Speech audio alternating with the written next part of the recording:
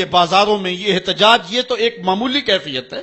ہم تو اس سے آگے بھی اگر ہم بے بس ہیں, کر کچھ نہیں سکتے. سچی بات ہے, ہمارے اندر جو جذبوں کی کائنات ہے ان کو کچا چبا جائیں کہ جنہوں نے میرے آقا حضور نبی رحمت کی توہین اور تنقیص کی ہے.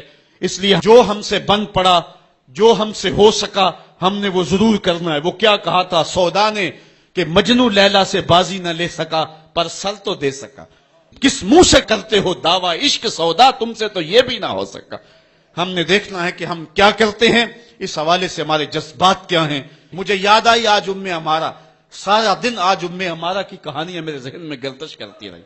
عمارہ غزوہ احد کی نامور مجاہدہ ہیں کہ جب بھگدڑ مچی اور کچھ تو خون ہونے لگا اور عجیب کیفیت بن گئی, تو اس وقت حضرت عمارہ خاتون ہیں جو اس جنگ میں ساتھ آئی تھی. کس کام کے لیے آئی تھی کہ کوئی زخمیوں کی مرہم پٹی کروں گی. لیکن جب دیکھا کہ حضور تنہا ہے اور تیروں کی برسات ہو رہی ہے, عمارہ تلوار لے کے میدان میں آ گئی.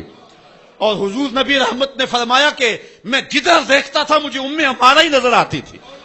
اگر ادھر سے حملہ ہوتا آگے عمارہ کھڑی ہوتی, اگر ادھر سے حملہ ہوتا تو عمارہ کھڑی ہوتی. میں کہتا عمارہ تیرے نام پہ میری نسلیں قربان, جس نے محمد عربی کی آبرو کا پہرا دیا.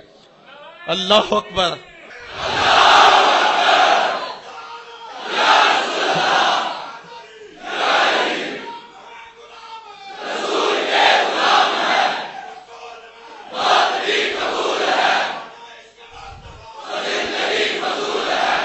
تمہارے جذبے سچے ہیں انشاءاللہ. شاید مغرب کو بھول ہو گئی ہے. یہاں ایک ایک بچہ غازی علم الدین ہے, ایک ایک بچہ عمر چیمہ ہے. یہ سعادت مندیوں کا سفر ہے. یہ مغرب کو بھول ہو گئی ہے. اس نے کس قوم کو چھیڑا ہے؟ ان کی غیرت مری ہوئی نہیں ہے. انہوں نے کچوکے دیے, زخم دیے, امت کو معاشی بحران میں مبتلا کر دیا. روز پیٹرول کے بم ہمارے اوپر گرتے ہیں لیکن ہم کبھی میدان میں نہیں آئے. لیکن سارے معاملات کے اندر ہم کمپرومائز کر سکتے ہیں, کمزوری بھی دکھا سکتے ہیں.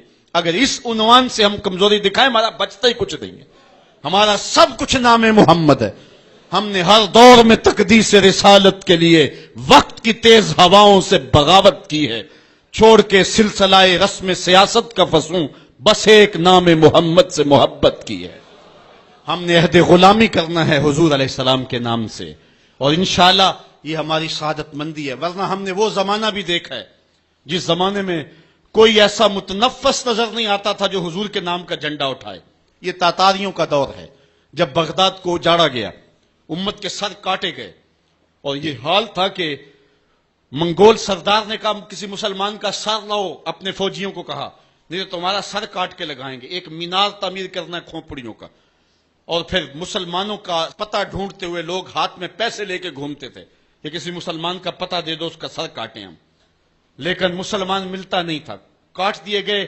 دجلہ 3 دن تک خون بن کے بہتا رہا. یہ ہماری تاریخ ہے بغداد کی. اور پھر دجلہ کا بند توڑ دیا گیا. جو لوگ تہ خانوں میں چھپے تھے 1.25 لاکھ لاشیں ہم نے وہاں سے پھر نکالی. پھر وہ لمحے آئے کہ کوئی ایسا متنفس نظر نہیں آتا تھا جس کے ہاتھ میں اسلام کا جھنڈا ہو. ایک منگول سردار عیسائی ہو گیا. اس نے ایک عیسائی پادری کو بلایا اور کہا کہ اپنے مذہب کی تبلیغ کر تاکہ کچھ لوگ اور بھی ہمارے ہم نوا ہو جائیں.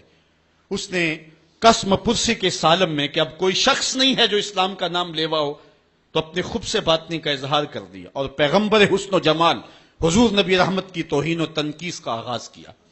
ابن حجر نے لکھا ہے کہ ایک کتا تھا جو خیمے کی چوب کے ساتھ بندھا ہوا تھا. جب اس نے توہین کا آغاز کیا تو اس نے بھونکنا شروع کر دیا. لوگوں نے کہا کہ یہ کتا تیری اس توہین کی وجہ سے بھونک رہا ہے. اس نے کہا نہیں ایسی کوئی بات نہیں, یہ کتا نسلی کتا ہے. واقعی وہ نسلی تھا, اور میرا ہاتھ کا اشارہ پا کے غیرت میں آ گیا ہے, کوئی ایسی بات نہیں ہے. اس نے پھر توہین کا آغاز کر دیا. تو ابن حجر نے لکھا ہے کہ اس کتے نے زنجیر تڑوا کر کے اس پادری کے گلے میں جا کے دانت گاڑ دیے اور چھوڑا تب جب اس کو واصل جہنم کر دیا. اس منظر کو دیکھ کے 70,000 اس فوج کے سپاہی اسلام کے دامن میں آ گئے. اقبال نے اسی موقع پہ کہا تھا تو نہ مٹ جائے گا ایران کے مٹ جانے سے, نشائے میں کو غرض نہیں پیمانے سے, ہے ایاں یورش تاتار کے افسانے سے, پاسباں کعبے کو مل گئے صنم خانے سے. اللہ اپنے نبی کی آبرو کی یوں بھی حفاظت کرنا جانتا ہے. کون جانتا تھا کہ عامر چیمہ یہ کام سر انجام دے گا؟ وہ تو ٹیکسٹائل کی ڈگری لینے گیا تھا لیکن غلامی رسول کی سند لے کے پلٹا.